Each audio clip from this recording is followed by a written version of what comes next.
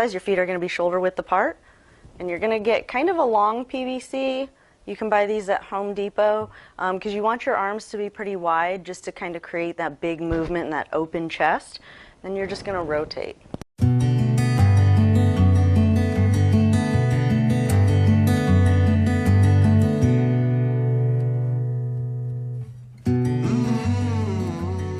It's pretty easy for you. You can go ahead and bring your feet together so that they're touching and do the same thing.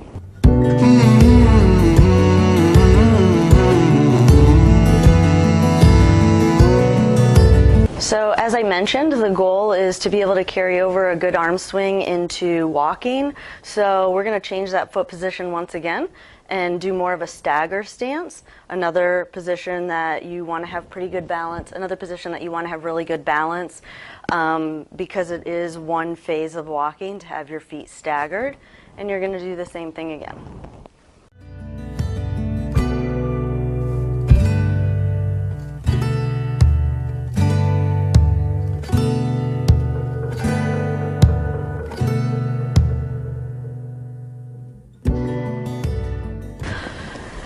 So in addition to that, one other exercise that I really love is, as I mentioned, stiffness. Muscle stiffness is one of the symptoms of if you have Parkinson's disease.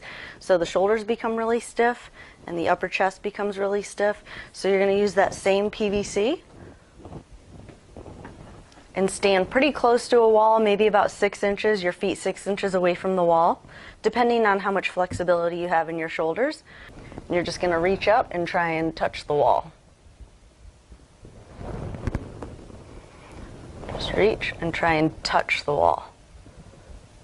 You can see this automatically lifts my chest, so it also works on posture and kind of helps prevent that forward flex posture or improve that flex posture to get you more upright, but it's also working on the shoulder range of motion. So that is our home exercise tutorial today for Parkinson's disease. I hope you enjoyed. If you like this video on your arm swing, you're going to stand near a wall, probably about start so that when you reach back with one arm, you're just about at the end of your reach when you can touch the wall with your fingertips. So you're going to start with your feet about shoulder width apart, and you're basically just going to touch, touch, touch, touch. The reason you want to be right just within the very end of that reach is to get a bigger arm swing. So right now we're working on the perception of arm swing and the arm movement, kind of thinking bigger, all right, kind of over exaggerating that arm swing. So you want that wall to be just a little bit very close to the end of your arm reach. If you get a little rotation, that's not a bad thing. It's going to loosen up your trunk a little bit. All right, so the easiest position with your feet is to have them about shoulder width apart. We do this in a lot of our videos as I show you a progression, and they usually start with your feet side by side and about shoulder width apart. And again, you're using the wall as a target. So you're just trying to touch, touch. All right, so the next progression would be to bring your feet together so that they're touching and do the same thing.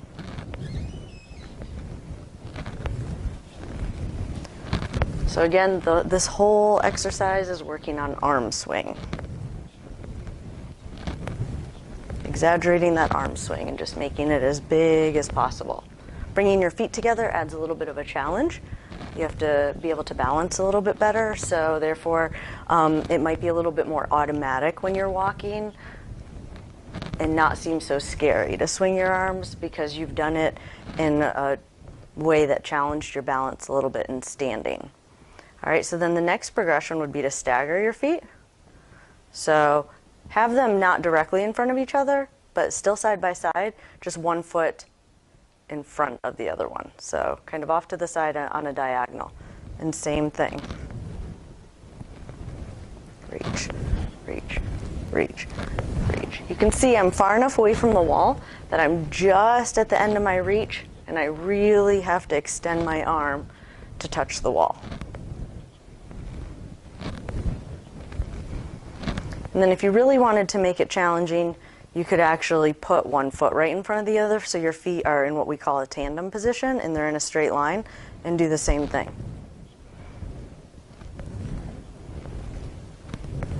Now again, what we're doing is we're working on arm swing and changing your brain's perception of arm swing and what a normal arm swing is. The wall, again, is just a target that makes you extend and make that arm swing a little bit bigger. That's why you want to be far enough away from the wall that you really have to exaggerate that arm swing to actually touch the wall. Just like that. All right, I hope you found this exercise helpful.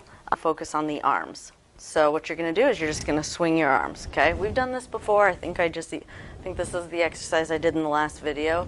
You don't really need the wall like I used in the last video as a target, but you're just swinging your arms. And again, it's the high amplitude movement with your arms, trying to get those arms up to at least shoulder height in the front, okay?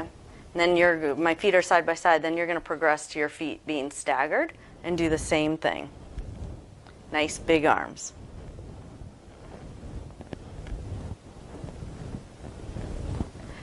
The next progression that we're going to do is we're just going to focus on the legs.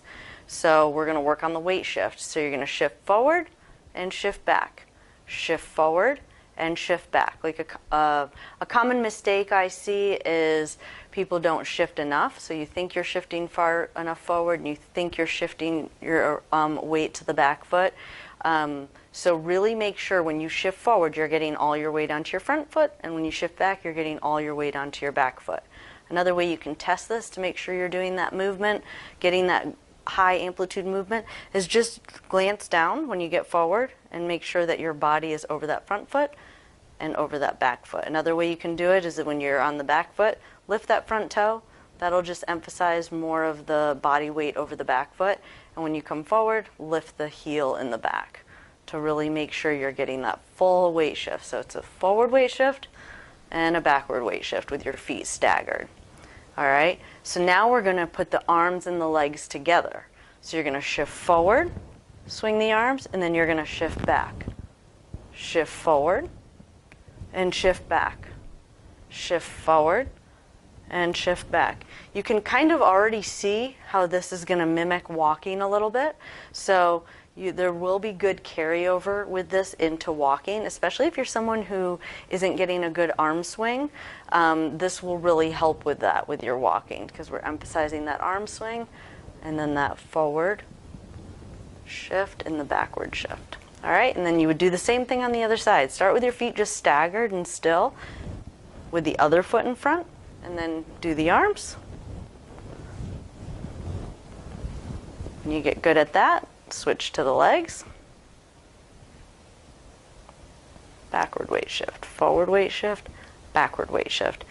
And then when you get that down with the legs in the opposite position, you're going to put it all together.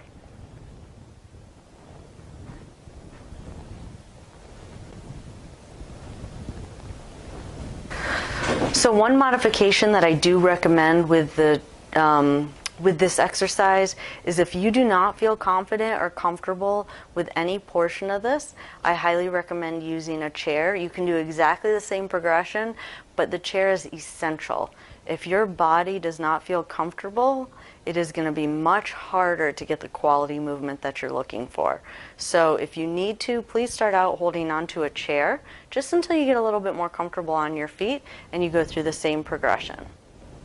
Only this time you're just swinging one arm. All right, when you get good at that, you do the forward and backward weight shift. Again, using this chair is not a crutch. It is a means to an end. So it will help you to feel the movement and get the movement with good quality movement so that eventually you can let go of the chair. So you can see you can still keep the chair here and just take your hand off of it. That still calms your brain down a little bit, gives you a little bit more confidence and allows you to focus more energy on the quality of your movement. All right, and then when you want to put it all together, you just add the arm and the leg.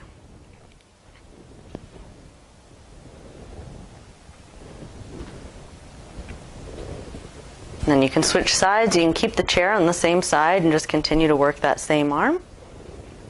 or you can actually switch the chair over to the other side and work the other arm.